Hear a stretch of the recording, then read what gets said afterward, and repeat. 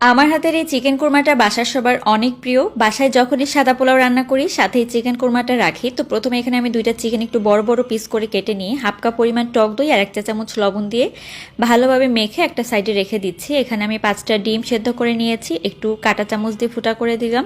তো এখন ডিমটাকে রেখে দিয়ে এখানে তেল দিয়ে দিব। তেলের মধ্যে পেঁয়াজটাকে বেরেস্তা করে নিয়েছি। এখন ওখান থেকে কিছুটা তেল তুলে নিয়ে বাকি তেলের মধ্যে আমি ডিমগুলোকে ভেজে নিচ্ছি। ডিমগুলো তুলে নিয়েছি। এখন আমি গোটা গরম মশলা দিয়ে দিলাম, তার সাথে তেজপাতা দিয়েছি। তো এগুলোকে হালকা করে একটু ভেজে নিয়ে তারপর এখানে আরও হাফ কাপ পেঁয়াজ দিয়ে দিলাম। তো এরপর কাঁচামরিচ কুচি দিয়ে দিচ্ছি, তার সাথে আদা রসুন বাটা দিয়ে দিচ্ছি। এখন শুকনা মরিচের গুঁড়া, জিরার গুঁড়া, ধনিয়ার গুঁড়া দিয়ে দিচ্ছি। মশলাগুলোকে ভালোভাবে কষিয়ে নিয়ে এখানে আমি চীনা বাদাম আর তার সাথে কাজু বাদাম বাটা দিয়ে দিচ্ছি। আর ওই যে বেরেস্তা করে রেখেছিলাম সেই বেরেস্তা বাটাটাও দিয়ে দিয়েছি। একটু পানি দিয়ে মশলাটাকে ভালোভাবে কষিয়ে নিচ্ছি। এখন এখানে টক দই দিয়ে দিলাম হাফ কাপ পরিমাণে। টক দই দেওয়ার পরে ভালোভাবে নেড়েচে এটাকে মিশিয়ে নিয়ে কষিয়ে নিয়েছি।